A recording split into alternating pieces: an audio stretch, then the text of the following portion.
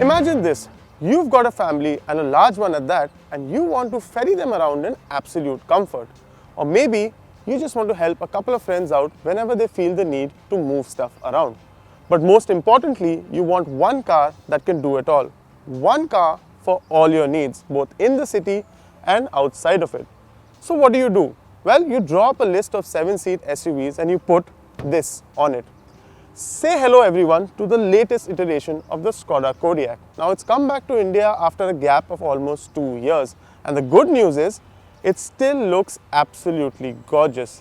Now I'm sure the eagle-eyed amongst you must have already noticed all the differences up here in the front, but let me run you through them anyway, just for good measure of course.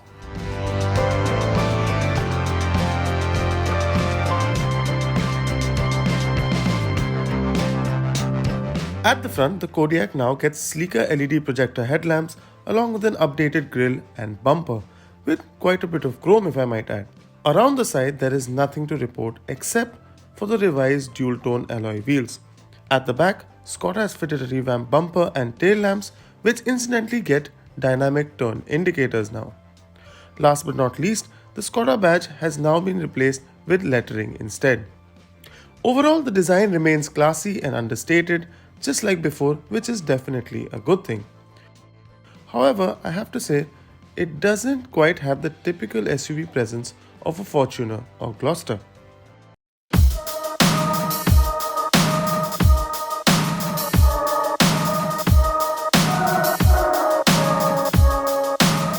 Now the biggest change on the inside is this 2-spoke steering wheel, which we've seen on other Skoda products like the Kodiaq and the Octavia.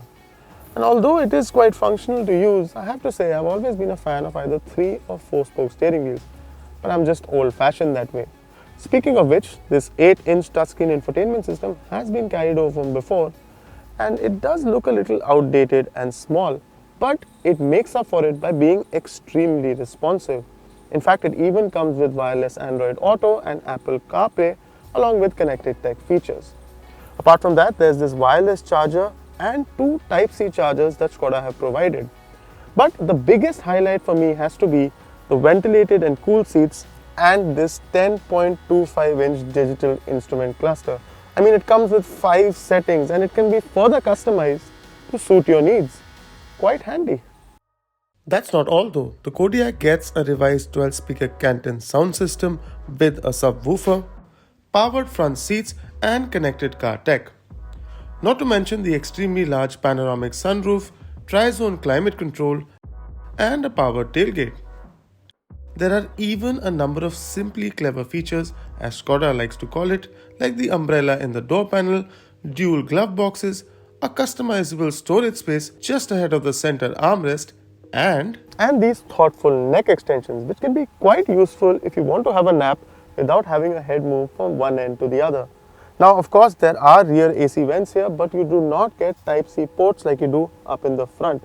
Also, this transmission tunnel can be quite intrusive for a person who's sitting in the middle, but if there isn't anyone sitting in the middle, you can always pop out the center armrest for added comfort. Also, there is ample knee room along with headroom, and overall, the second row seat is quite a comfortable place to be in the Kodiaq.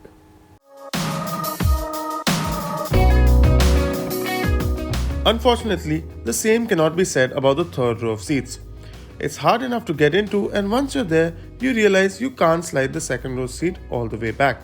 Sure, the glass on the sides is quite large, but the seating space itself is best suited for just one adult or 2 small children, and that too for shorter drives. However, that compromised third row of seating does come with a silver lining in the form of the boot space. Now, with all the seats up, the space is quite decent for 2 bags, but with all the seats folded down, the space goes up to a massive 2005 liters, which is quite a serious amount for anyone. With that being said, it's time now to get back into the driver's seat and tell you about the most significant change on the Kodiaq.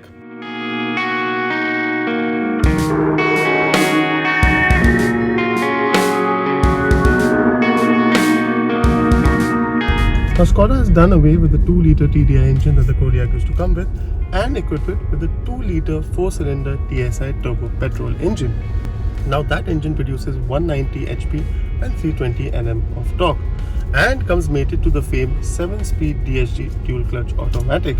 Skoda haven't skipped on safety either.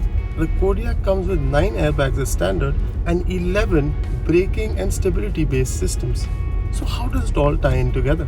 Rather well, if I can say so myself. Now do note that the Kodiaq is not a typical body-on-frame SUV like the Fortuner or Gloster.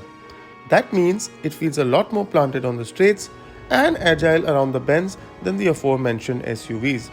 In fact, the top-end Kodiaq comes with dynamic chassis control, which basically allows the driver to adjust the firmness of the dampers based on the drive mode.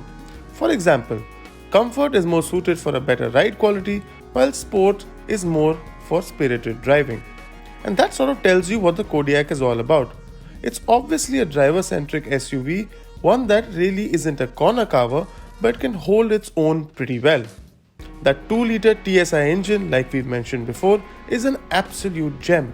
It builds up power rather well, although it's the mid-range where it feels the strongest. Mashing the throttle to the floor won't really help, and a gradual build-up of speed is more suited to the Kodiaq's driving dynamics. Overall, a well-sorted, planted, and a rather fun SUV to drive.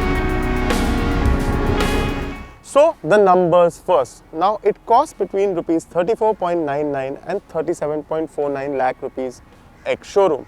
And as I mentioned before, that pits it against the MG Gloster and Toyota Fortuner.